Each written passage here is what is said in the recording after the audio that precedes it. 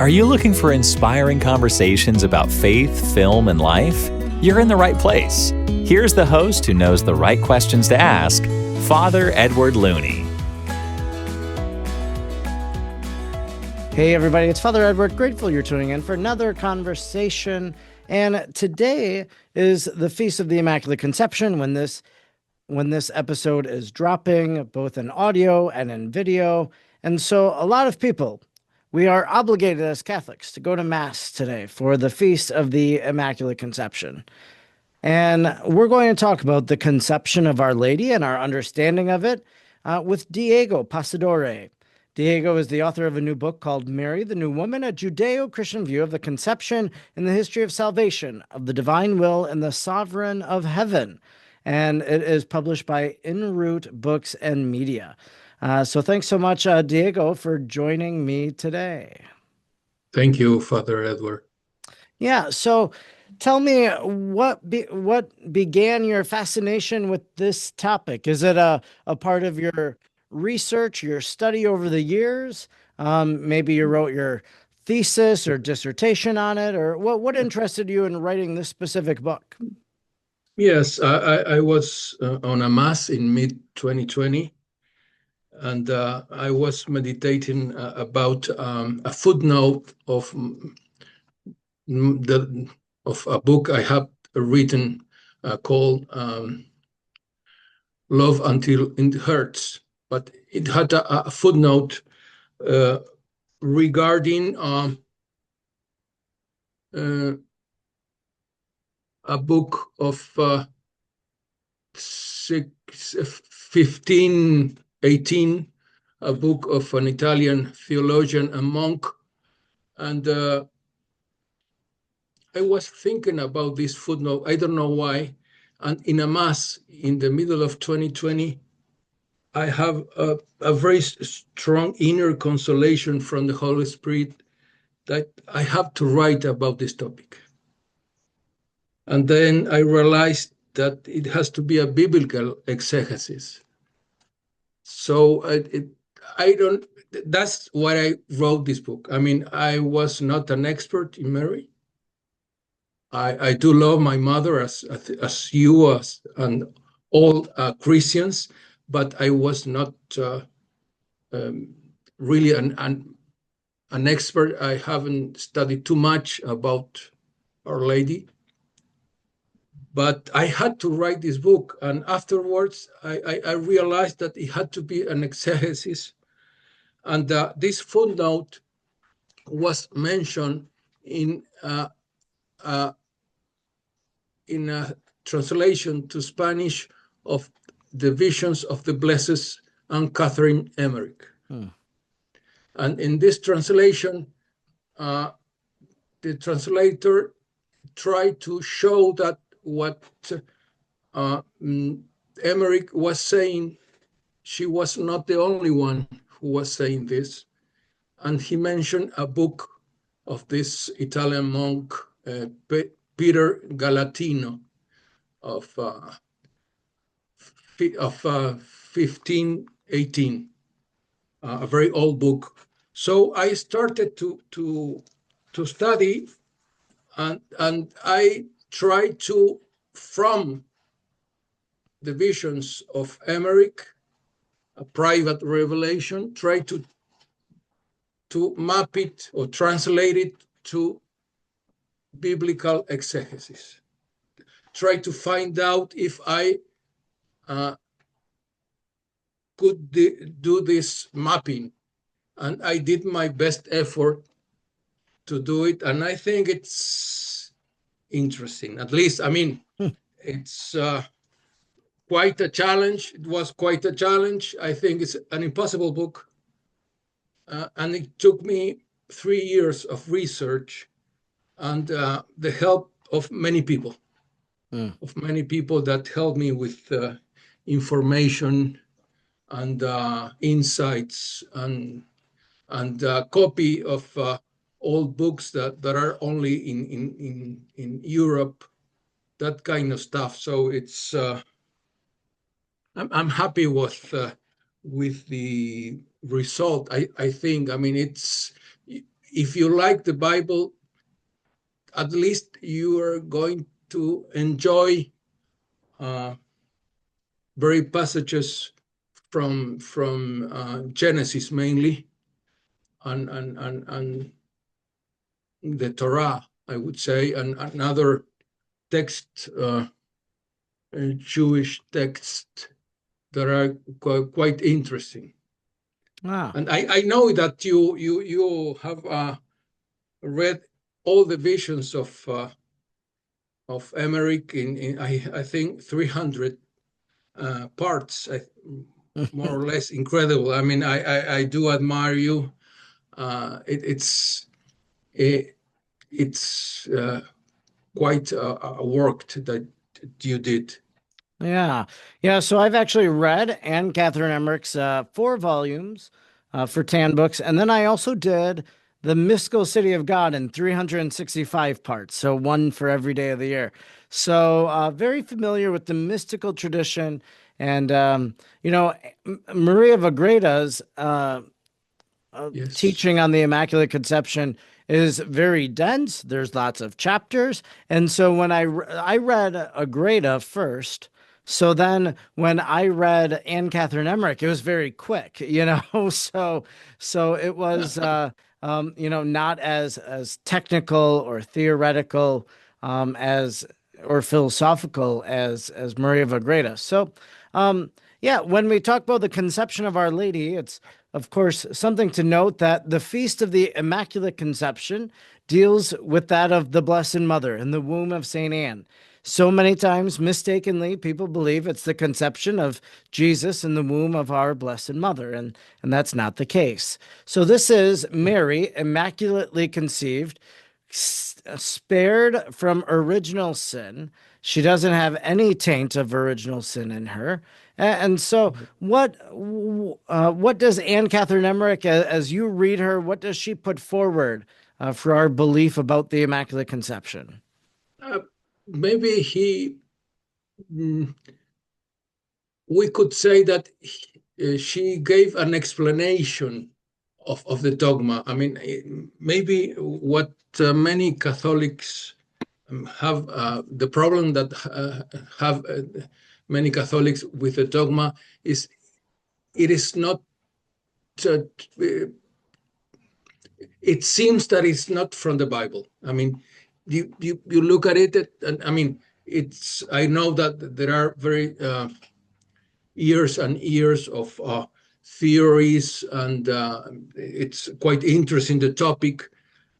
But if you read the dogma, maybe you want to know more, I think. And in the case of Emmerich, it shows a possible explanation of the Immaculate Conception. And maybe it's a little bizarre explanation because nobody have ever heard that explanation, because most of the people do not read Emmerich.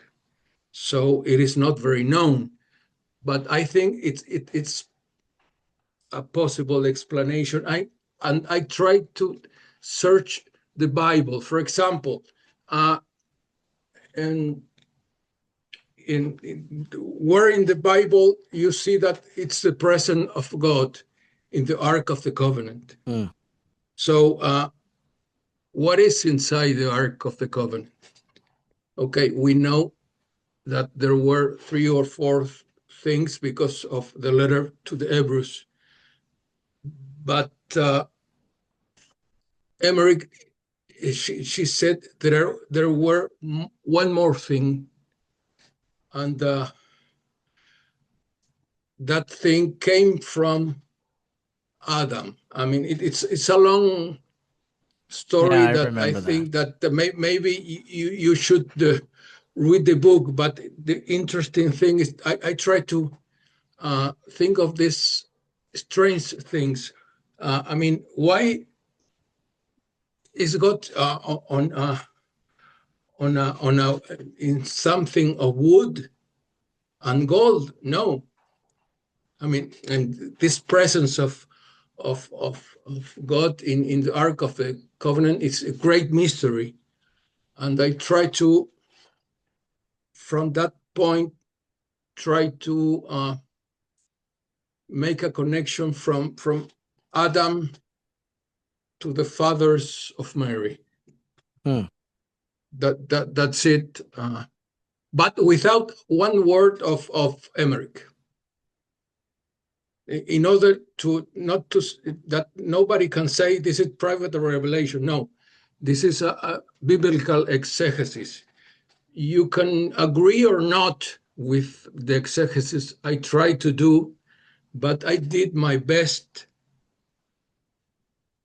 to follow his prophetic impulse of Emmerich from the Bible. Yeah.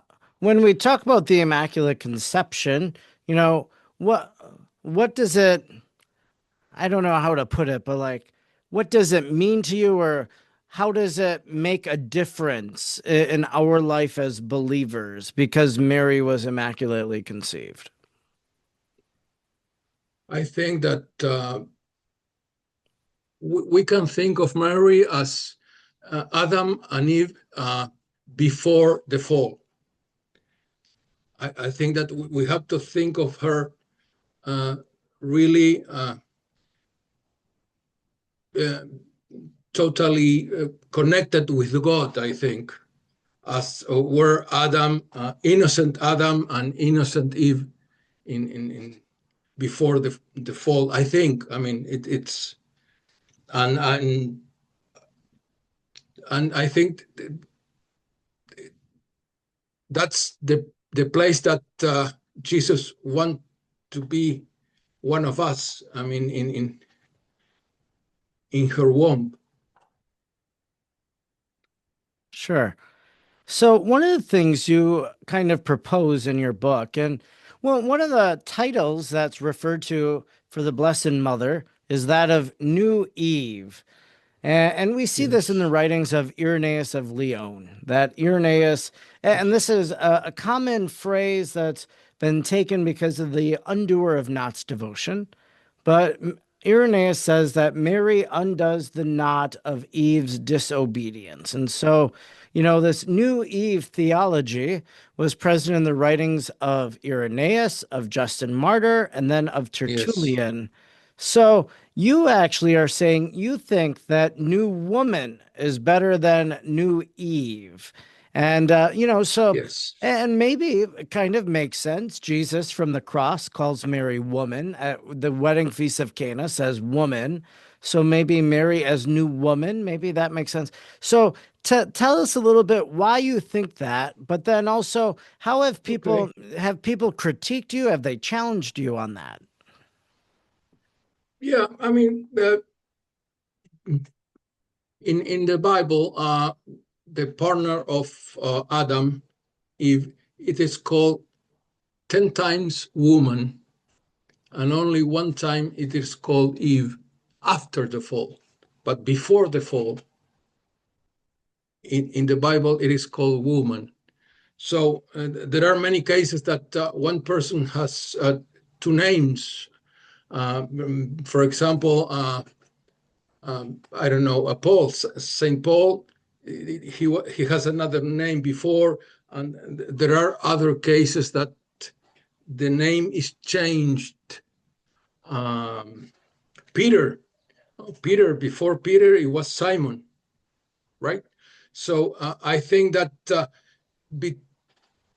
between the two names of the partner of Adam, I think that we should select the first one because it's related to the partner of Adam when she was innocent. And also there are two popes that used this title for Mary. The one is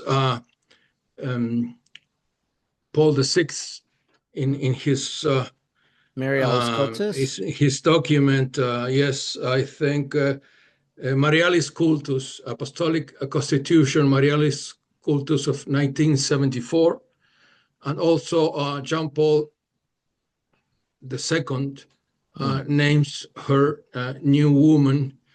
And also there are 3 liturgical celebrations that use new woman, but this title is lost in English translation because in the US they translated Mujer Nova as New Eve instead of New Woman.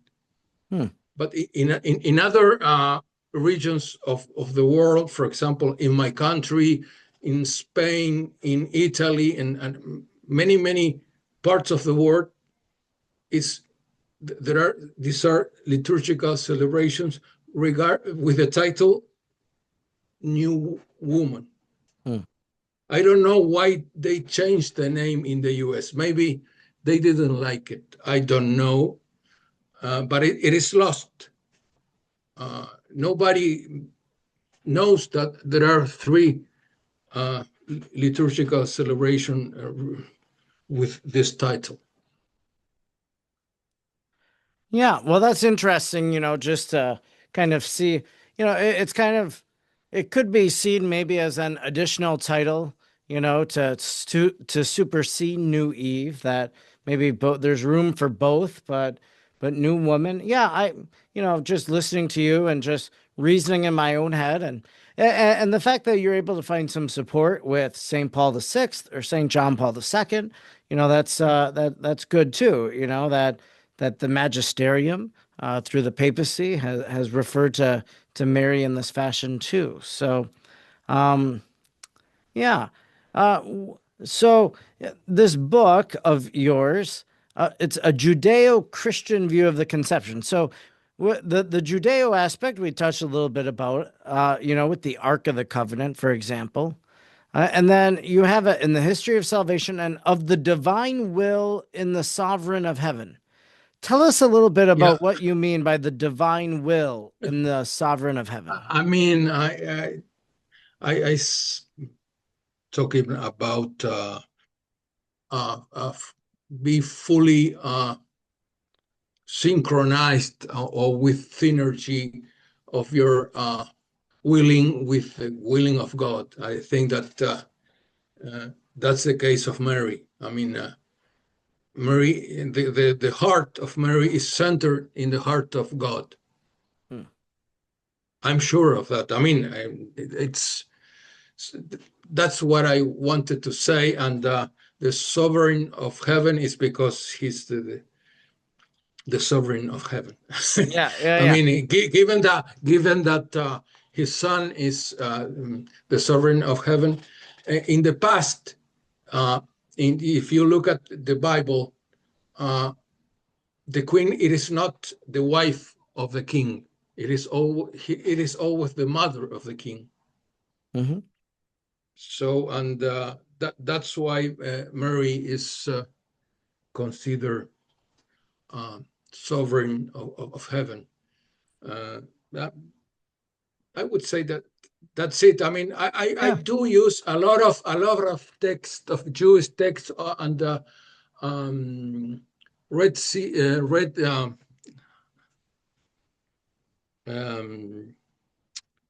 this of papyrus, old papyrus, all very old text of Dead Sea Rolls. I use, I think, 10 Dead Sea Rolls in the book, and many texts from that maybe they say things that are not in the Bible, and they help to understand the context, I would say. Yeah.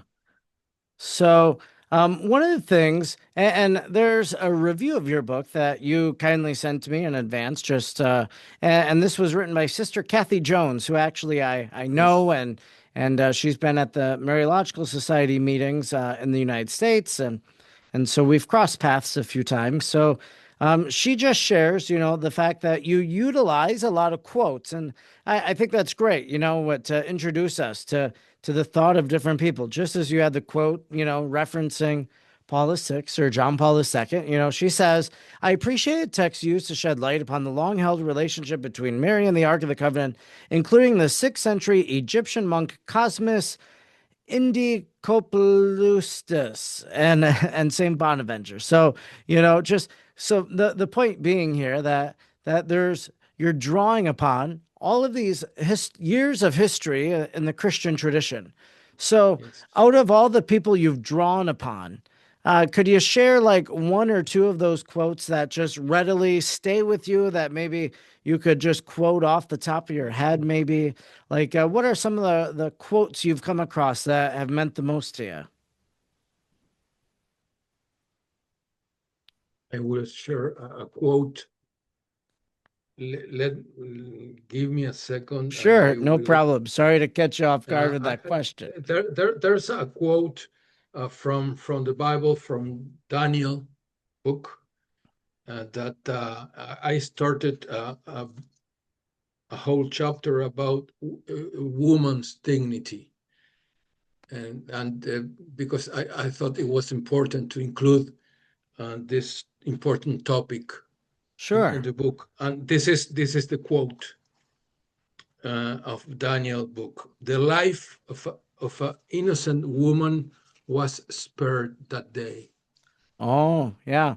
That Yes, that's about Suzanne, right? Like she was being accused and all these things. yes, Yeah, yeah, yeah.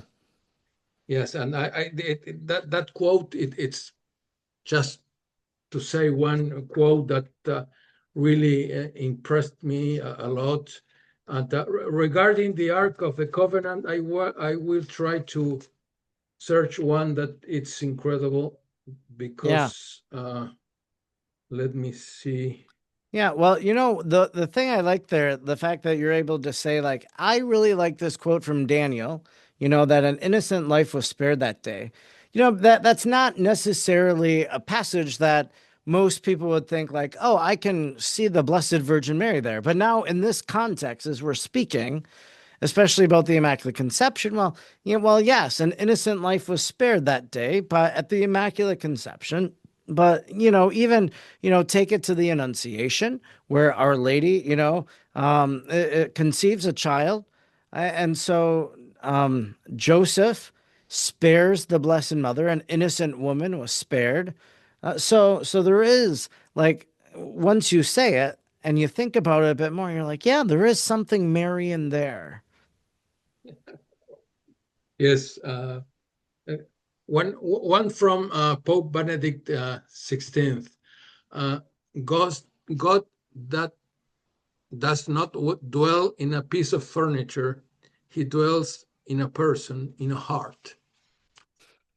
And regarding, I mean, this is regarding the Ark of the Covenant, and I know maybe it's out of context, but I like this quote because he's right. I mean, God is in a person, in the heart of you and me, and that's a clue I used I used in the book to say, oh, okay, maybe there's something more in the Ark of the Covenant that we didn't know. That's the Yeah. All the book, it's trying to put in words and thoughts from the Bible what Emmerich saw in her visions.